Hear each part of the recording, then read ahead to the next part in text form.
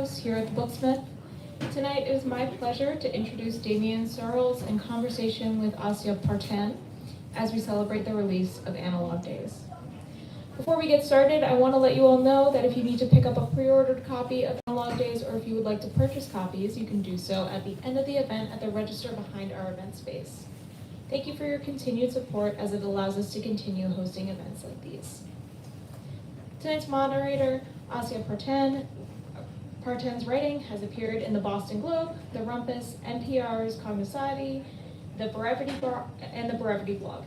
She holds an MSc in Media and Communications from the London School of Economics and a BA in French from Georgetown University. This year, she's completing an MFA in Creative Writing at Emerson College, and she's working as an editorial assistant for the Best American Essay series. Damion Searls is a renowned translator of the fiction of Nobel laureate John Fosse and dozens of other modern classics from German, French, Norwegian, and Dutch. A Guggenheim Cullman Center and two-time NEA Fellow, he is the author of The Inkblots and the Philosophy of Translation. Damion Searls' exuberant debut novella, Analog Days, navigates the bittersweet tug-of-war between nostalgia and living life meaningfully in a world buzzing with information overload.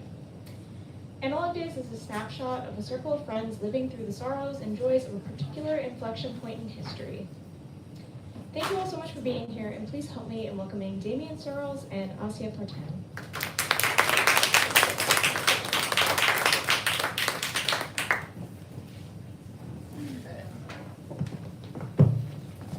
Is this okay? How about this? Too loud, too soft? Good? Okay. Well, give us a wave if it's scaring you. I can't hear you though. Okay, hi. That's better. I'm Asya.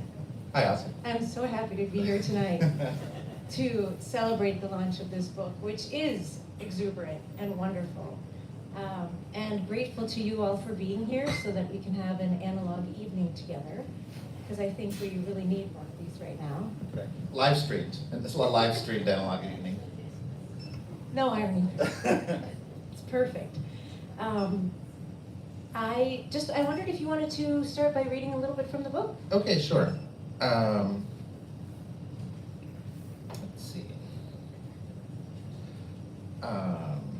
So this isn't from entirely the beginning, but that doesn't really matter for this book, as we'll talk about. So here we go. Do you remember where you were when the internet first let you down? I bet you do. This was Mark. So this is a conversation among friends, like in a bar, and Mark is one. Do you remember where you were when the internet first let you down? I bet you do. This was Mark, a writer, pretty well known, at least in Brooklyn. Mark Slope. You've seen the t-shirts. It's like where they were when they heard Kennedy was shot, but for us. I don't mean the first mistake you found on Wikipedia or crazy comment, but the first time the whole thing failed you. Kind of information that has to be online, that doesn't exist if it isn't on the web, just wasn't there. If you're of a certain age, your faith in the internet was learned. A savvy friend had to show you Netscape 1.0 and all the different search engines, Alta Vista, Northern Lights, Ask Jeeves, and had to tell you, no, really, this is gonna be huge. Even though to you it all seemed slow and pointless. Eventually you learned it. You could buy a plane ticket. Sometimes even the first class to Europe for $20 glitch. It wasn't an urban legend. I found one myself one shining day. You could ask, and Jeeves could answer. Soon Google knew everything. You didn't grow up believing in the web, you had to bring yourself around. Maybe that makes its failure all the more painful.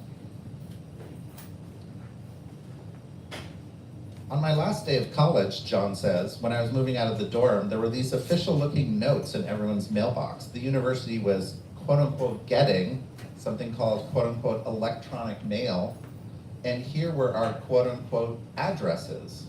I didn't know what they were talking about. And I crumpled up the paper and threw it away in a garbage can already filled to the top with yellow notes. I was moving in with a friend anyway, didn't know what my address would be in a few months. That was my commencement. It's not like now when everyone's disappointed, Mark says. Mark is obsessed with trying to get off the web completely. For a while, he was trying to find a publisher for the world's first print blog. He called it a plog.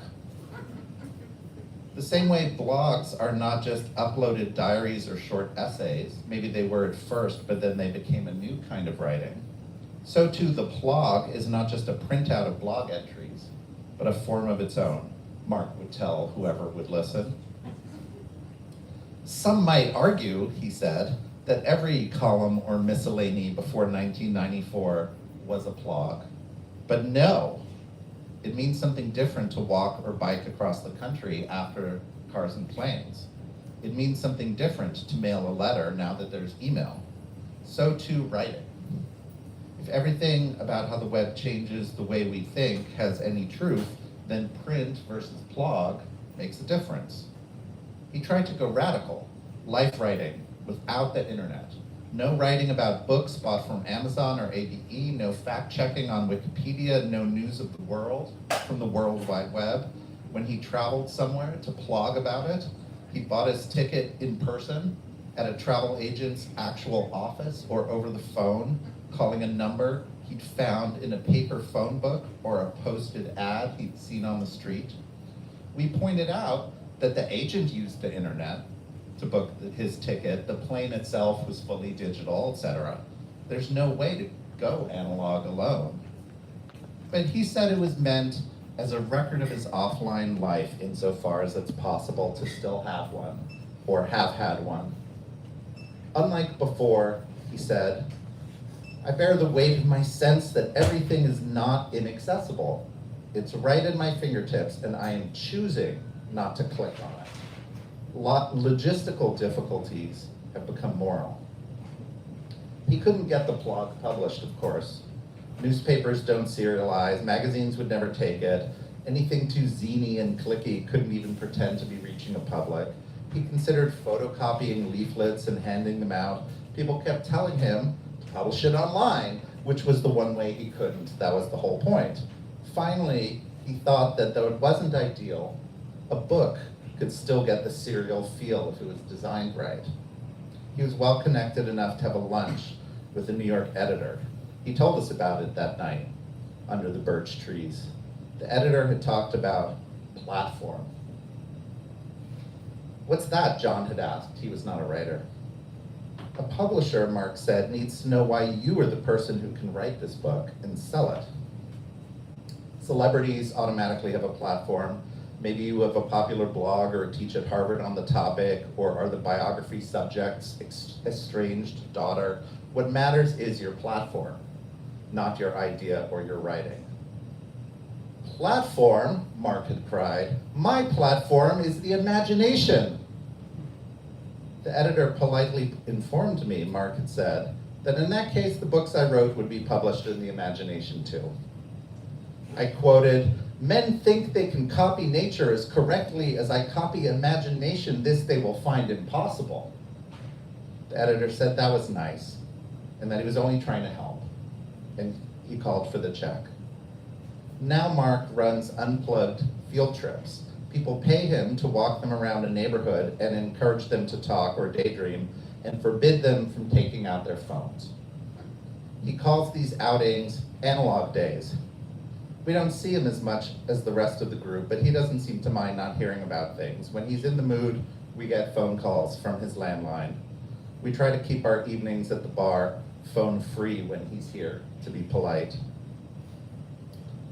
The child was crying for his shovel, Aunt Sophie said. He wanted to shovel and sweep the clouds. So I'll stop there. Thank you so much. I love Mark, and I Mark love Slope. Mark Slope, and I love the plug. Can't stop saying plug this week. And I love it not only because it's very, very funny, obviously, but also because I think for a book that's part of a series that's described as an artistic playground for authors, it kind of gives us a way to read it. At least I have been trying to make sense of this book as a plug, right? Yeah, that's interesting. You know, Analog Days comes up a few times in the book. There's a record store that is advertising a sale that it calls analog days of like vinyl and cassettes being on sale and CDs not being on sale.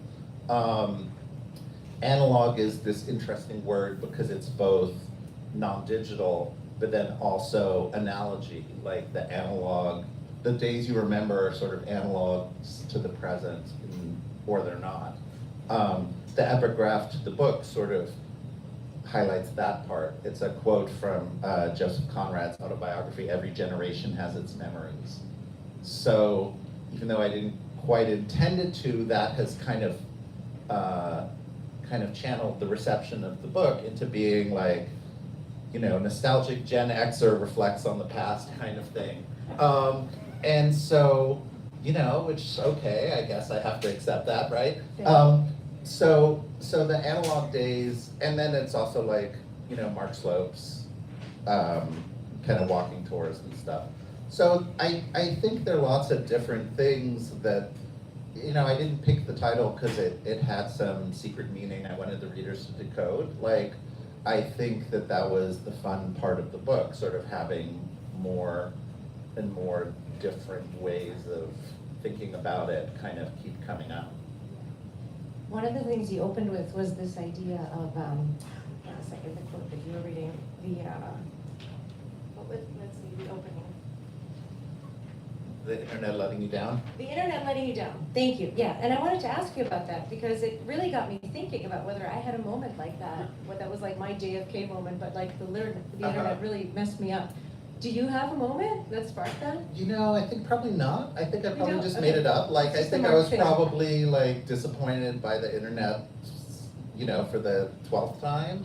And then I was like, huh, this is interesting. Let's have him talk about it being a bigger deal, you know? Yeah. So sorry, no, like that one has no autobiographical No, that's okay. thing. Mark is a different person, he's his own character. As far as I can remember. Maybe I was and I just repressed it. I don't know. That's okay. So one of the things I really wanted to ask you about was your trajectory getting to Analog Days. Okay. Because as we heard from your bio, so you started out studying German philosophy across the river, and then you went across the country to American literature. Translated over 60 books, is that right? That is. And then you've published your own short stories and poetry. It's not at all intimidating to be up here, by the way, with Damion. How did you arrive at Analog Days, which I read as a sort of, for me, this is a kind of a quintessential modern American novella. Thank you. Wow. I'm not at all intimidated to be up here. So what I have thought for a long time, and is that I'm one of those, there are two kinds of people. So that there are two kinds of writers. They're the writers who feel like they're sort of expressing themselves, something inside themselves, emoting, they have a voice, they're like putting themselves out into the world. And then there's what I sort of shorthand nicknamed the translator's imagination. And the translator's imagination is one where what the writer's doing is taking stuff in, they're perceiving the world, and then they're like processing it in their own way, or organizing it, or understanding it, or something, and then giving it back out. So it's not originally from inside them that they're emoting. It's it's how they process what's out there. And so literally translators do that. Like, you read a book and then you write that book that you read. You don't write your own book, you write that book. But I think even when you're not translating, there's some writers who sort of feel like that. You know, someone like Borges is a classic example, but of course he was a translator also. Most great non-American writers are. But yeah, so that's how I sort of saw it. And so I always sort of thought of myself that even when I was doing my own writing, it was kind of the translator's imagination style writing. The book of short stories doesn't state this up front, but you eventually find out that each of the stories is kind of a rewriting of an existing story that is in, that, a real life other person wrote. So those are kind of translations too. And yeah, so in terms of the trajectory, it was sort of easier for me to start as a translator because translators have two really big advantages. One is you never have a blank page. You always have some like great stuff to write, like it's already there. And the second is you never have like a page that you've written and you wonder, is this totally worthless? Is this just garbage? Like, does it matter at all? Because you've already read it, and so you've already experienced as a reader that the book is good. And so whatever you have written, you know that like deep down it's good and worth doing because you already read it and it was good. So these are two excellent crutches as a beginning writer because you have these two huge problems that you don't have to face. So it was like easier to kind of start as a translator, but in my self-understanding, I was always sort of thinking of it as of a piece. Like the kind of writing I do is not worlds apart from translation. I'm like going about my life and hearing conversations and reading things and just sort of taking it in. And like the way that I take it in is kind of recorded in the book. And that's sort of how I see it.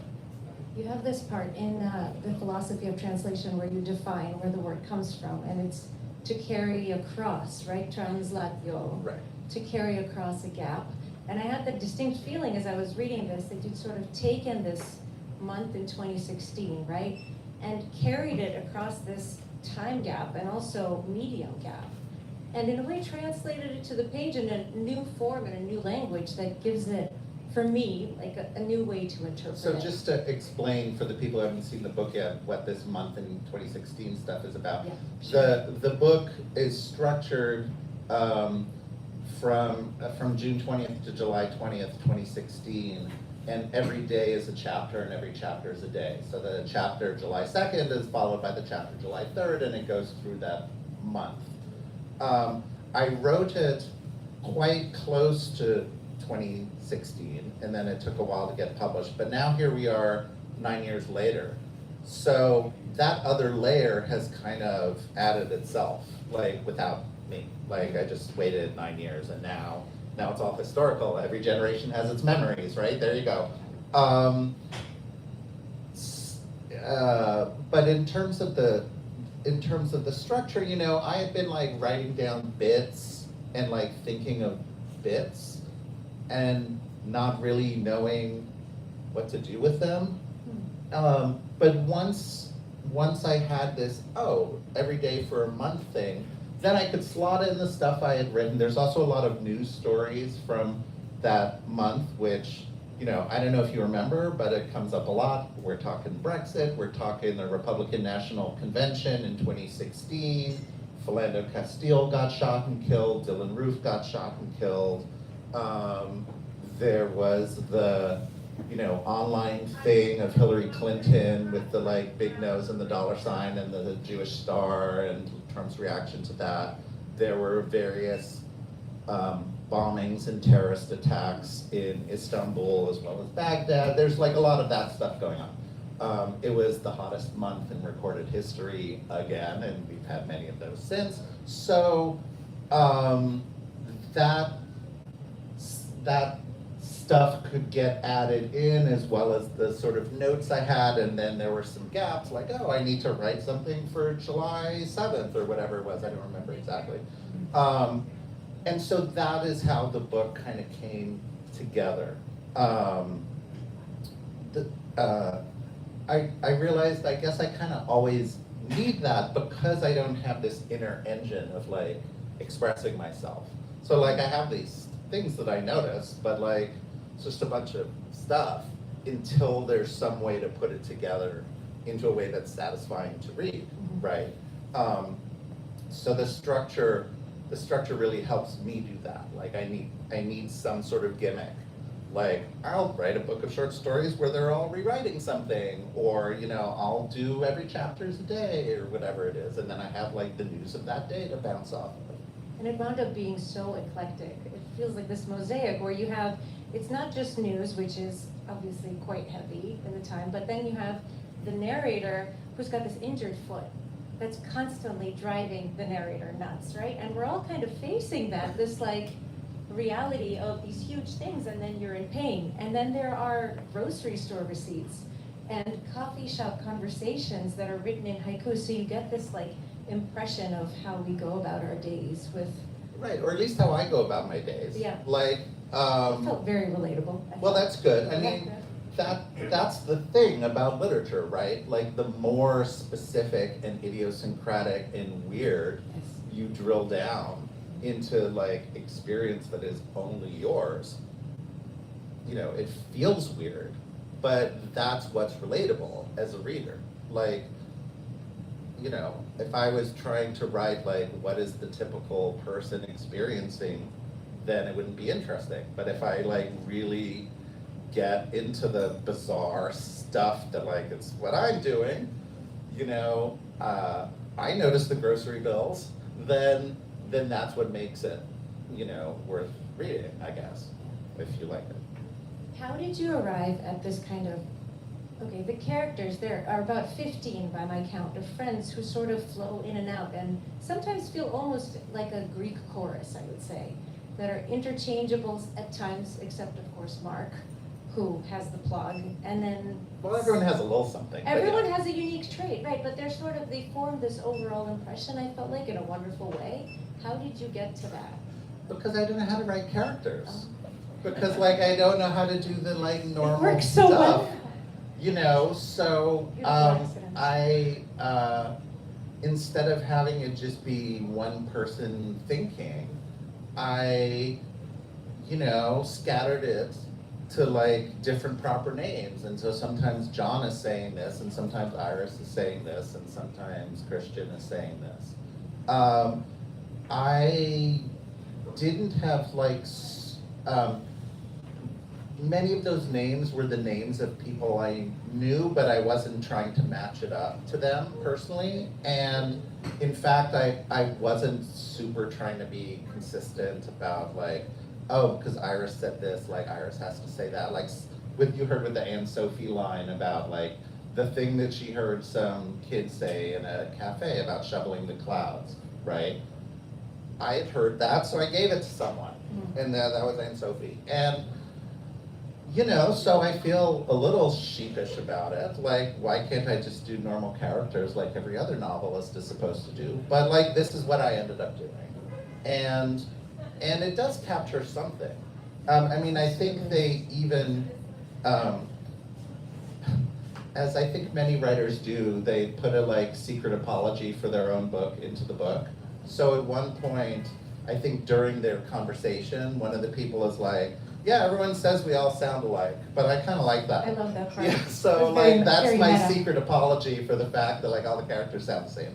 But you know, maybe they don't. And like as a reader, think they do. you do decide that like John has this personality and Josh has that personality. And then you find your own friends in those people. Yeah. Just like I felt like, we don't find out a huge amount about the narrator except through the experiences that I think he, but I'm not sure, even that, is having, right? But as a result, we sort of end up being that character. It feels very familiar. Well, good. Yeah, it works. It works so well. I wanted to ask you something about the work that you've translated and how it sort of impacted you. And there were two lines from, one was from Rilke that I wanted to read, if you don't mind, and one was from Jon Fosse, who's a Norwegian author who won the Nobel Prize. And there's That a new you one. have translated. There's a new one for sale. May I? And they're wonderful. And it's short, unlike Septology, which is his famous one, but it's long. So if you've been wishing for a short one, it's right over there. So Jon Fosse in his Nobel Prize interview said, "It's very easy to use a lot of words and to write complicated. That's the easiest thing. But what is hard to manage is to write in a simple and deep way." Jon Fosse, by the way, who? No, see, that's Who loves your work? If you look carefully, the blurbs are praise for Damion Searls, meaning like Fossa said something nice about me in a completely different context. Doesn't matter. And like now it's on this book. And then I've seen these quotes be used to advertise events as like praise for analog days. So this is how, this is how the lies happen. Anyway, He so. will love it, but you just have to translate it into Norwegian first. Oh, he and reads then- English very Okay, well. I bet He does. translates I from bet he English does. too. So that felt very much like Analog Days. And then there's also one from Rilke can I read it? Your translation of Rilke? If you want, or do you want me to answer the Fossa one? Oh, you can talk about Fossa and then we'll go back to Rilke. Sure. Yeah, well, I mean, I don't actually see that connection for Analog Days. I think I see that connection for the Fossa translations, because Fossa has this very stripped down style with a very small vocabulary and a lot of repetition, and it's famous for having no periods, but that doesn't mean it's all one sentence. It just means there are lots of sentences with commas in between instead of periods, so it's a different rhythm. But it's very basic, like I see the fjord, the water is cold, the sky is blue, like that kind of sentence, right? And so one of the real imperatives in translating Fossa is to keep that. So if there's a Norwegian word that's quite simple that means metaphorical, you can't use the word metaphorical in English because it's 5 syllables and it's from Greek and it's fancy. And so you have to come up with some way to say, it's like a picture of the thing or something that keeps that tone. But because Fossa is writing like that. Analog Days, I don't think is written like that. There is some like kind of Baroque vocabulary or even like weird kind of 19th century punctuation with like semicolon dash or allow me dear reader, like that kind of thing that would never come up in a Fossa novel. So I'm not sure what you mean about I that. think just that the economy of language and the fact that it's very concise. Well, it's a short book, yeah. But If you that's what managed you to mean. have, well, I was wondering, I was actually going to ask you if maybe in German there's a word for when something holds so much more than you would expect it to. Well, You in German this it book means does. novel, because in countries other than America, like an 80 to 100-page novel is normal. It's only sort of in American publishing that like, this isn't a novel, how can you call this a novel? But there are lots of European novels that are this length and aren't called novellas, they're just called novels. Yeah. So yeah, it's short, that's true, I agree with that. But there are a lot of like, far-fetched words and stuff. It's not the same style as I look out the window, I see the fjord, the water is blue, like that kind of thing. I guess I'm curious about how you feel that the work you've translated and Rilke as well have, if they have, sort of influenced your aesthetic as a writer. Yeah, well, I mean, as I say, my aesthetic as a writer is really grounded in what I'm reading as well as seeing in the world. In that sense, all the practice of reading is the practice of noticing what speaks to me, because that's what I have to translate, right?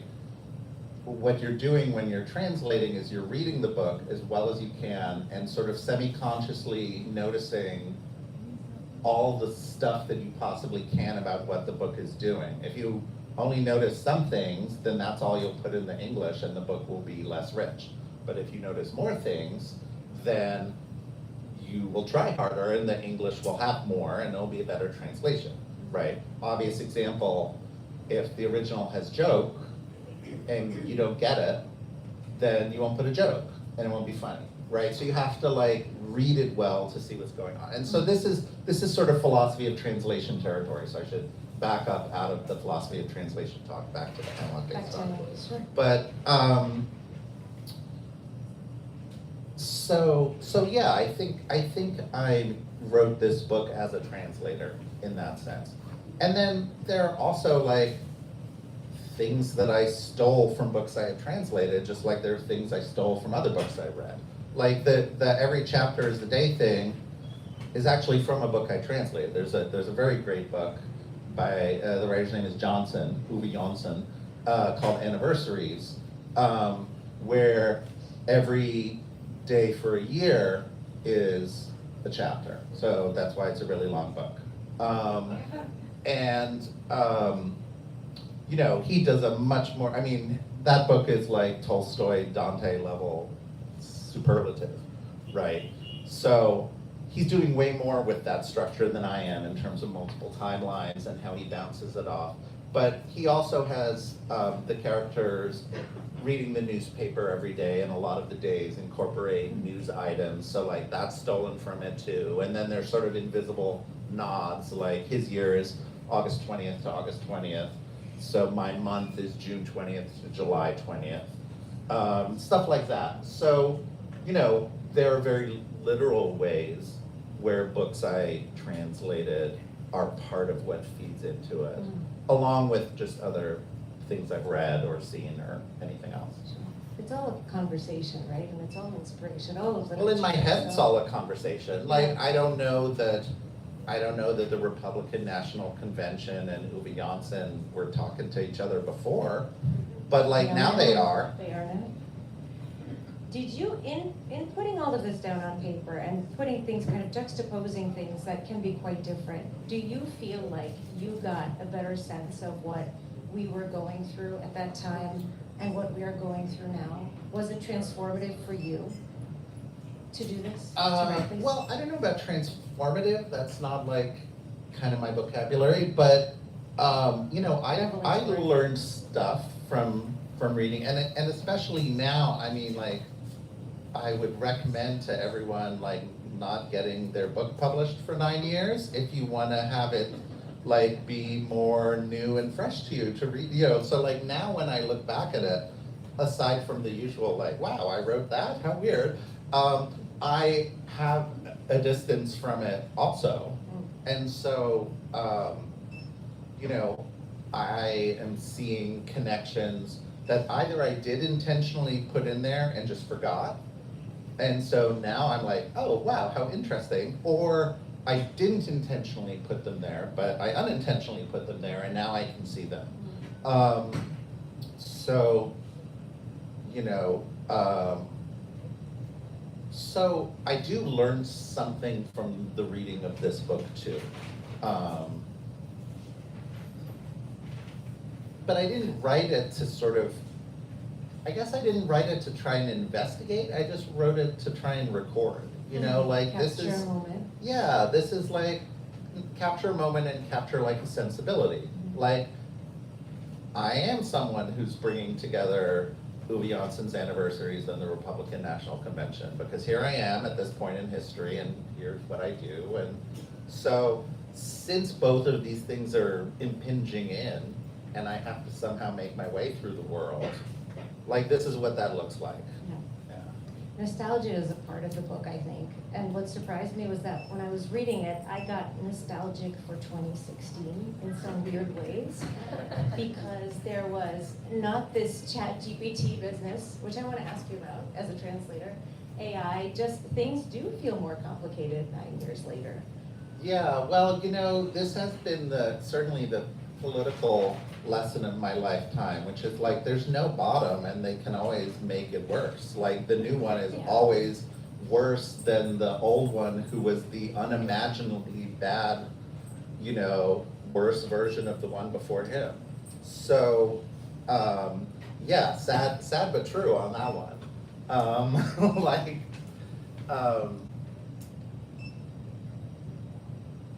okay, maybe we'll change the subject from It's there. okay. I don't know what to say. How do we lift this up? Well, there's this, I don't know if you've seen the New Yorker cartoon where a man and a woman are walking and the woman says to him, my desire to stay well-informed is at odds with my desire to stay sane. And it's like very much, so after I wanted to ask you about that, like what's your approach? You've moved, by the way, to the state, and the city that's considered the least stressful in the country, if rankings are to be believed. Well, rankings are not to be believed. Let me just Okay. digress on that one to talk about Minneapolis, which is the city you're mentioning. For all the years that Ta-Nehisi Coates was at the Atlantic and they kept publishing polls that were like, Minneapolis is the best city to live in, he'd be like, yeah, unless you're black, hello. Like, you're not factoring that into your rankings, and so Minneapolis looks good. But guess what? And you know, this was before George Floyd, this was before Philando Castile, which comes up in the book. So no, I'm not gonna let that stand, that like Minneapolis is really this great place. So it doesn't help us cope. I don't know what the secret No, is. I don't have any answer to how to cope. Like, I'm struggling with it, same as Is everyone it else. analog days? Is what analog days? Is having analog days a way to cope, right? Because I've Yes, been transformed by everybody, this. this book is what will help you get through our difficult times. No, that's not, I mean, no, like. You can't say that, but I can say that, because for the Okay, last week, yep. I've been walking around and feeling like I'm pulling back from social media because I see how absurd it is on the page here, right? And like what it's doing to people's psyche. So for me, it is kind of transformative. Well, that's great. I mean, like, I Hopefully for don't you. think of the social media aspect as kind of the most central aspect of the Mhm. book. I think it's one of them. Sure. You know, but like, yeah, like my life's better the less time I spend doom scrolling, and so sure, but like all books are good for that, to give you something else to do. That's true, that's true. But no, I mean, I've heard from people that like, oh, they really feel like it's helping them process the Trump years, to like go back to 2016 and to see this stuff and Brexit and like that kind of thing. And you know, that's great as a writer if someone finds something in your work that helps them process what they're going through, or you know, think about their lives or whatever. I think that kind of stuff is rarely like planted in there intentionally, but of course it's what you hope for. You hope that the work will like speak to people or mean something. Yeah. And you had no idea, right, when you were writing it. Trump becomes, I think, more and more of a player as the book goes on. Well, We had I no mean, idea again, there'd this be a is second term. This is June to July, right? So we don't even know what's happening in November. The book has no flash forwards, I think. And in fact, when I finished the book, which was around 2017, I lied and had a sort of date stamped last line saying that it was finished in, I forget, it was September or October of 2016. So, you know, which is a lie, but like it marks in the book that the perspective of the book is before November of 2016. Also before when Bob Dylan won the Nobel Prize in 2016 and other things that had happened like in late 2016. So yeah, the book doesn't know that there's even going to be a first term. The book just sees what's going on with like this, you know, when there was this huge Turkish massacre and like Trump's like, oh, the Turks, great people, hope they do well. And like that's his whole thing. And like we didn't have presidential candidates who spoke on that level before. So it was like new to have someone who's a candidate for a major party just have that to say, right? So that's in the book, but we don't know what's going to happen. Now we know. I'm gonna lift this up a little bit. I do want to ask you, what for you was the most fun part to write? It was fun. I know all the stuff I was copying. All the stuff you were copying. Borrowing. Sampling is what we call it. Yeah, sampling, right. Yeah. No, I don't know. Like, I mean, I think the humor is fun for me too, because it tends to be more either I notice it in the world and it's funny, and then I write it down, or I like write it and realize it's funny. So it's kind of as funny for me. Like, you know, I read this book as a reader too. So there's that. Yeah, I mean, maybe I can answer another way. There are some things that feel are like a little bit cringe in the book, and I'm kind of embarrassed about. Tell us. So, you know, all the ones that aren't that are my favorite. But I just, you know, a friend of mine at one point, like, I don't know, 6 months ago, asked me, well, if that's how you feel, like, why are you publishing the book? And I was like, well, duh, like you can't let shame stop you. Like no writer can do that. Like of course you're gonna be ashamed of it, but like there wouldn't be anything worth anything if that was a good reason. You just have to ignore it. So, so there are things that I feel are a little cringy, but I just went ahead and did it. I have no cringe in the margins, by the way. No cringe in the No margins. cringe. Well, that's nice. I've got humor and also nature, by the way. And that's one of the things actually, in going back for a second to Rilke's letter, one of his pieces of advice for this young poet in how to write was to go into nature and also observe everything that's going. I'm paraphrasing Rilke very, very badly, by the way. No, that's so I great. don't have to read you half a page of a quote, but it's go into nature and don't think about grandiose themes. Think Right. about the things that are happening in your life and write those, and that will be the most authentic. Right, well, that's kind of similar to what I was saying about reading. Like, I wasn't saying specifically about perceiving nature. I'm a city person, and this is an urban book, and so it tends to be like things you notice in the subway, or like dude practicing saxophone in the park as you walk by, or something like that. So, that's in a way my nature, mostly. There's some like naturey nature too, but of course there is in cities also. So yeah, I think the nature stuff,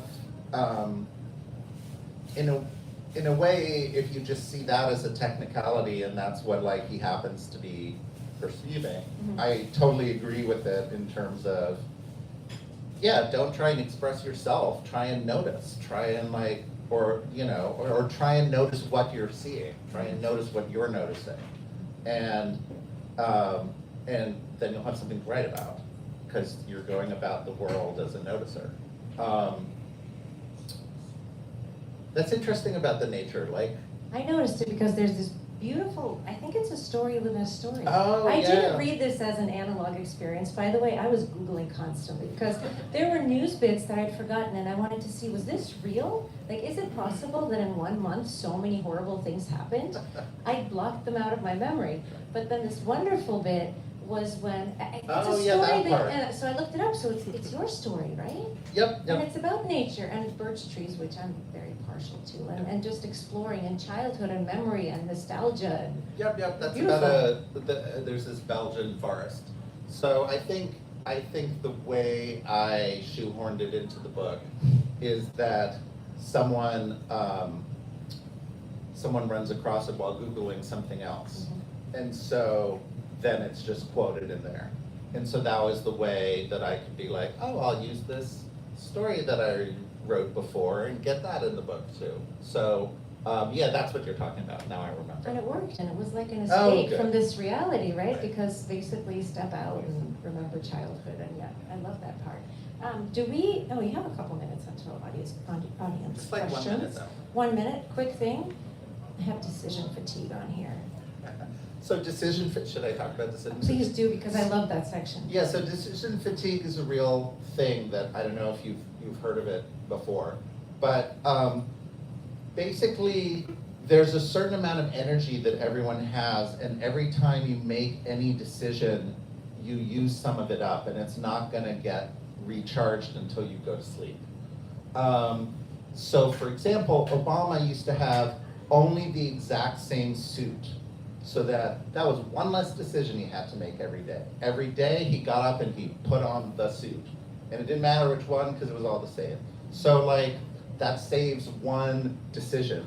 This is why like used car salesmen or new car salesmen try and get you like, oh, do you want powered windows? Do you want like all this irrelevant, unnecessary stuff that they make you decide about before they try and get you to buy the expensive insurance you don't need.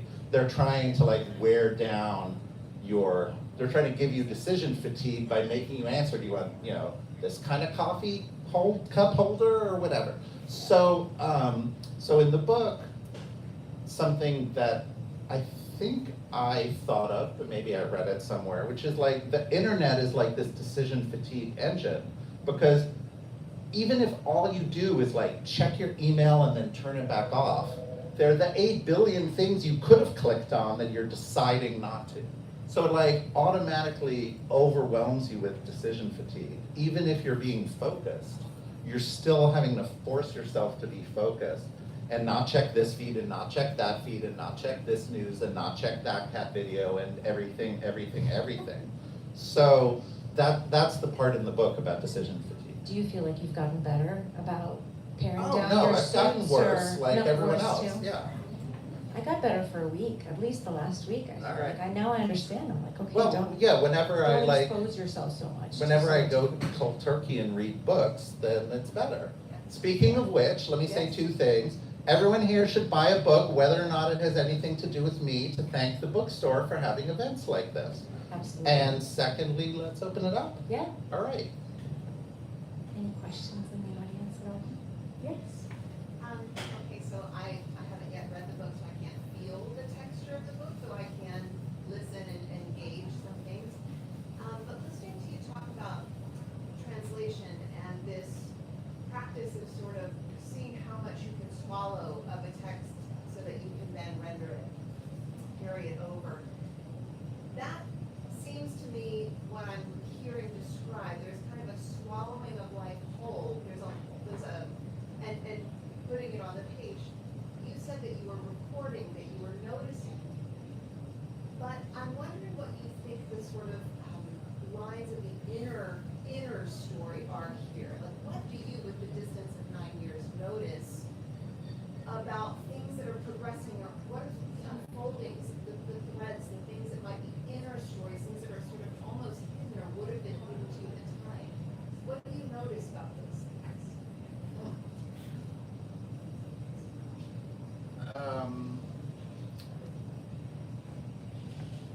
Yeah, I guess I don't know about the swallowing whole thing.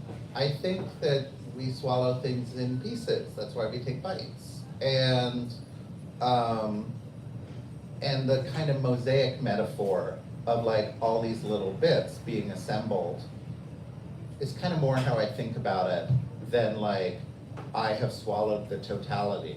And so now the totality is in the book, and the book reveals something about the totality. I think, I was joking before, but like what brings the book together is my sensibility, like that's kind of it. And so, I probably learned more about that than I learn about like the secret undercurrents of like who wins elections and why, and like, That's what I mean. That's your sensibility. What did you notice? What did you? oh, just about like, how I go about, what I think, like what strikes me in the world, and like, yeah, I don't know that I have any answers other than just book, right? Like I notice like, oh, this is, I don't know, do you have an answer? You read the book, Because really. I didn't write it, right, so I have this distance. Well, that's just a I mean, for me- technicality, you read it. For me, it was just this experience of recognizing that this is what we're reckoning with, and somehow the surprise that it being on the page was different from going online and reading the New York Times a little bit, then checking my email, checking that Canvas is down, Amazon is down, what does it mean for the da-da-da-da. Like when you're in it, it's completely different, and then when you put it on the page, you're able to somehow step back. And I think for me, it was that impact. I mean, maybe also as a writer getting an MFA, I was thinking this is a worthwhile thing to do, to record things, right? To put them down on paper, because it gives you this completely different perspective, a zoomed out perspective, I guess, on what we're dealing with. And again, like you can make these little tweaks, and you can go into the forest and, read poetry and meet with friends, and that will be a benefit. And for me, a big through line that we haven't talked about is love. Because there is a character named Sylvie, and she shows up in the beginning, and then the narrator is intrigued, and then she comes back in the end as this sort of mysterious force that's kind of hiding something. And the last scene is really, what am I going to show her in New York? And so all of this stuff has happened, right? We've read all this news, and now at the end, what matters is the potential of this relationship. So I think actually that for me was a big takeaway. I don't want to get cheesy, but like, love multiplies. All right, I accept what she said. Yes. You know, when I read the blurb and about the crisis time for a group of friends, somehow I just thought the book was going to be about the pandemic. So, it's very interesting to learn that it's further back in time. Right. You maybe look forward to sort of seeing what the 9 years difference. You didn't is. Analog Days 2. But here's a separate thing. I'm really fond of Coffee House Press, and I was just curious whether getting to Minneapolis helped you land the most published. Oh, that's interesting. Well, I mean, maybe, like I do know those people, but it was actually someone I knew before I moved there who acquired the book. So, like, yes and no. I mean,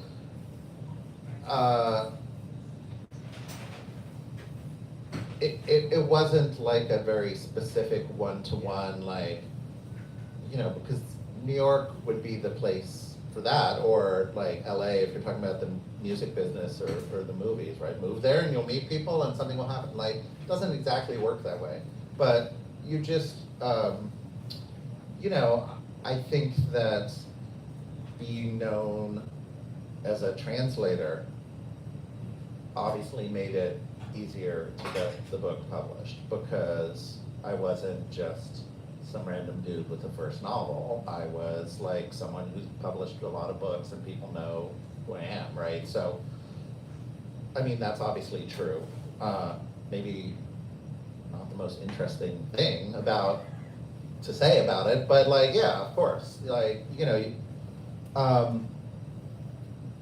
I mean, I'm often asked by like younger aspiring translators, like, how do you network? What do you do? And it's like, well, I don't know. I just like always hung out with the people I was interested in talking to. And that meant publishers. And so that meant publishers knew me. And like, that in retrospect gets called networking. And I guess some people can do it very intentionally. And like, I'm not really one of those people, but I still have networked, but what that means is just that I have affinities for some people, and I find the people who have affinities for me, and then they're my group, right? So, I mean, I don't know if that's answering. It's all about the human connection, right? Yes.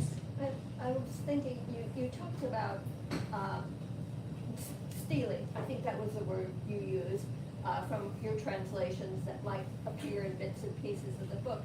But I keep wondering, you know, doing those weighty translations like Fawcett and Anniversaries, a book that nobody knows about but is really amazing, how you switch your brain off to get your voice back.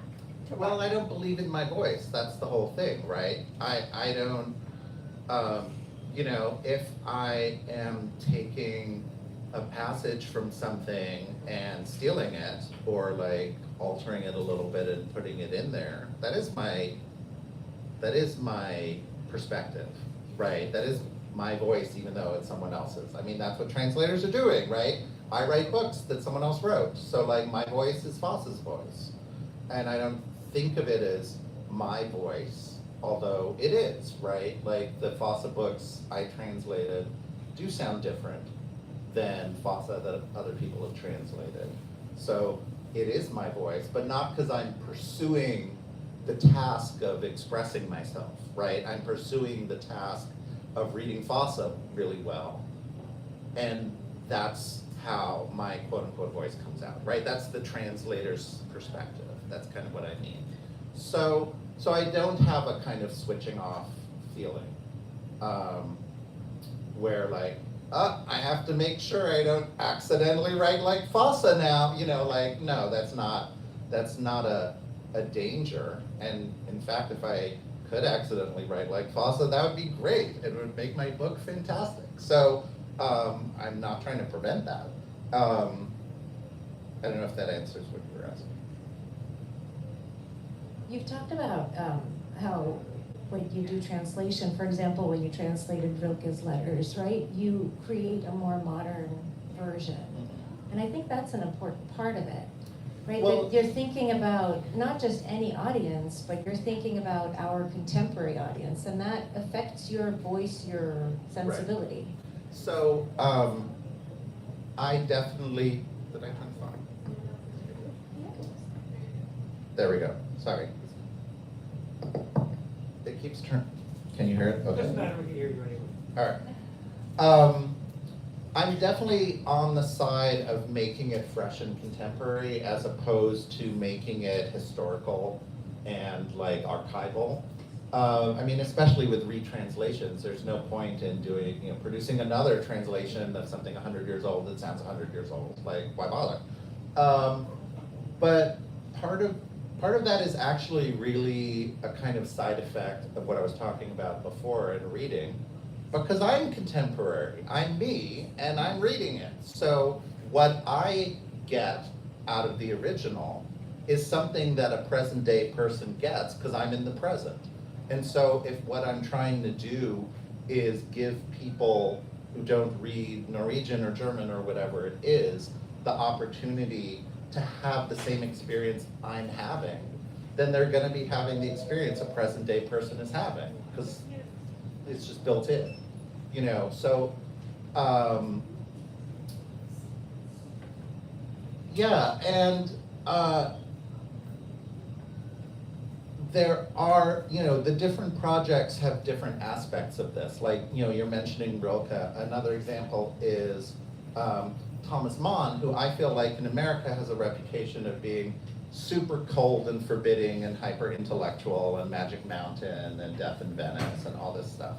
And if people read Buddenbrooks and if people read this story that used to be called Disorder and Early Sorrow that I retranslated as Chaotic World and Childhood Sorrow, they wouldn't have that impression because he's funny and heartbreaking and warm and empathetic and all this kind of stuff.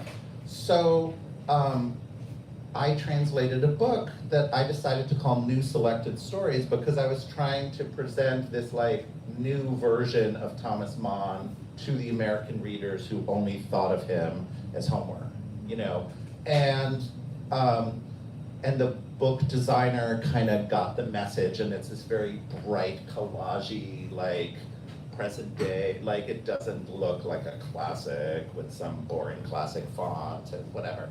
So, there was a case where it really was about very specifically and intentionally trying to like modernize or sort of give people access, again, to this Mann that I was reading. I wasn't making up a modern version. I had read it and thought it was funny and heartbreaking and whatever. But I wanted to give people access to that.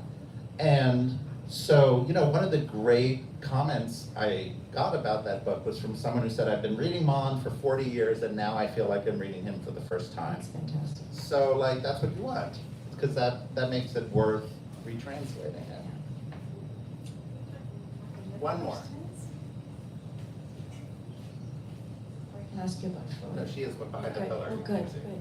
I'm always amazed at how authors keep different characters together. That's like there's a lot of this book. And following on to the other question as well, you said that some sound the same, or they both sound the same, and that you're translating moments or conversations that you've had. But how do you do that without inserting your own reflection or perspective? And I guess, is there one character or some of the characters that are parts of you? Well, they all are. So I don't know if people could hear that. It was a question about the character thing. I think one aspect was,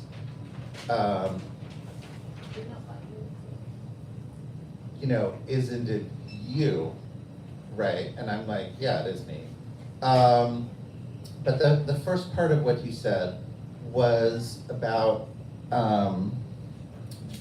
give me the first part of what you said. Kind of like different voices and different characters, and so like different personalities stretch when you're writing the book. Yeah. I don't know, like, Asya has a different read on it than I do. Like, I don't think I care. I don't think I do keep it straight. But you do. Well, I have these certain characters who stood out more, right? We have the plugger who can't help but stand out, and he must be real somewhere. He must No, exist. totally not. I mean, Mark, I want him to be real because I want to know how he's doing, and I want to Badly. go on an analog tour of New York. well, Obviously. those I've seen. Like, I have seen articles. Like, it was Yeah. kind of a thing in, like, I don't know, 2015. Yeah. That, like, someone would do a walking tour of a neighborhood and make you put away your phones, and, like, this was a style piece in the New York Times or whatever. So. And then Sylvia, of course, we've talked about the love interest. And then an artist who goes into another artist's studio and they have this conversation about modern versus representational, right? And she kind of trashes his work, but then says, like, I'm just messing around with you. Like, there are scenes that stand out where the characters are very strong. You sort of zoom in, you zoom out. You zoom in, you zoom out. Yeah, so this is kind of what I wanted to say. I don't think that I am necessarily right about what I'm doing. And in fact, I think that kind of all writers are like this. There's a passage in the short story book, not this book, where a creative writing teacher is like, yeah, all my students like think they're the opposite of what they are. Like, they think they're free and spontaneous and like super loose, but actually what they write is totally structured. Or they think that, you know, they don't understand people at all, and yet they're producing this psychological insight worthy of Henry James. Like, they just lie to them. They just don't know what they're doing. And so partly, like, the way I write is my version of that. Like, I think of myself as someone who has nothing to say, so I'm just copying and translating and stealing and like scattering it around. And like, that's how I fool myself into having a way to say what I have to say, right? By doing it behind my back and like pretending that none of it's me. So, I mean, that's kind of how I think about the whole character thing in the book. That like, that's what I tell myself. And I'm not sure any of it's true. I think you're not giving yourself enough credit. I don't know, there's this great conversation at the beginning about what is truth, and I feel like those characters are like... Oh, that's funny. I hadn't connected that. That's true, yeah. I'm sorry. No, it's okay. And no, but the characters are sort of an engine to get at a philosophical conversation, because once you study philosophy and write about it, you never go back, right? And it's a way to get into this mindset, and we're using their conversation, like, is truth something that, can truth change? And then they Right. have this argument about it, and so the characters are, like, there are plot-driven stories, there are character-driven stories, and then I think there are conceptually, like, philosophically driven stories, and the characters are being used to push or move certain ideas around, like Right. I don't know, like chess pieces in a way. Well, I mean, but that's a great example of something I like tricked myself into. Like, I witnessed that conversation in Did real you really? life, and like not in terms of who was having it. Like, I think in the book someone describes it as like their boyfriend was part of that conversation and she realized she hated him. You know, so that wasn't what was happening. But I did hear the conversation, in fact, in real life, and like put it in the book, and kind of didn't realize until today that it connects up to these other issues that I think about in terms of like, how do people express themselves, and can you really express yourself sincerely or whatever. But like, so now that it's there, I can read it, and I couldn't before. So yeah, I'd forgotten about that. It's a great part. Oh, It's like thanks. this idea that the book isn't complete until a reader takes it in their hands and reads it, right? So we have it, it's on the page, and then we see how we interpret it now. How will we interpret it 10 years from now? How will we interpret Analog Days 2? Analog Days 2, the COVIDing. Edited by ChatGPT.